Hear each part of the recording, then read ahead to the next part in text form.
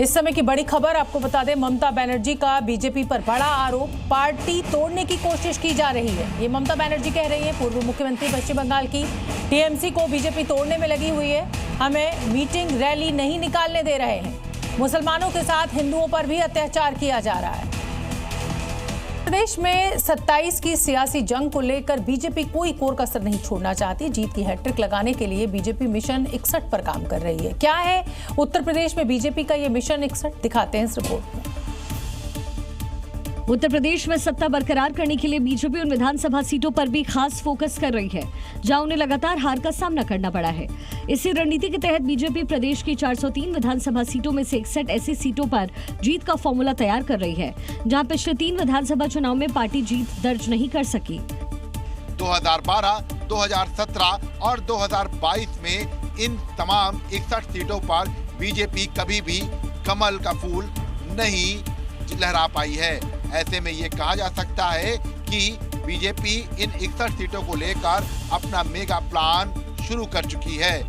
इन 61 सीटों में सबसे अधिक 22 सीटें पूर्वांचल क्षेत्र की है। इनमें आजमगढ़, मऊ, जौनपुर, गाजीपुर और मिर्जापुर जैसे जिले शामिल हैं।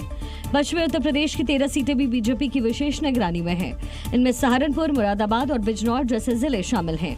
अब बीजेपी इन क्षेत्रों में राजनीतिक और जातीय समीकरण बिठाने के साथ साथ स्थानीय मुद्दों का भी गहनता से अध्ययन कर रही है। बीजेपी का टारगेट इन सीटों पर अपनी संगठनात्मक पकड़ को मजबूत करना है। पश्चिम बंगाल में ममता बनर्जी सत्ता से बेदखल क्या हुई कि उनके अपने विधायकों ने ही उनसे दूरी बनानी शुरू कर दी। हद तो ये हो गई कि अभिषेक बनर्जी पर हमले के बाद बुलाई गई दीदी की बैठक में 80 में से केवल 20 विधायक ही पहुंचे। ममता बनर्जी की ये बैठक कोलकाता के कालीघाट स्थित उनके आवास पर बुलाई गई थी। विधायकों की बेहद कम उपस्थिति के कारण ममता को बैठक स्थगित करनी पड़ गई। टीएमसी इस पर अपनी दलील दे रही है तो नहीं आने वाले विधायक इस बैठक को समय की बर्बादी बता रहे हैं। तो अपने खुद का कंस्टिट्यूएंसी में वो लोग बिजी है। ये प्रोटेस्ट रैली और हमारा वर्कर लोगों को ऊपर जो हैरासमेंट पुलिस का हो रहा है, ये टाइम पे उसका साथ रहना बहुत जरूरी है।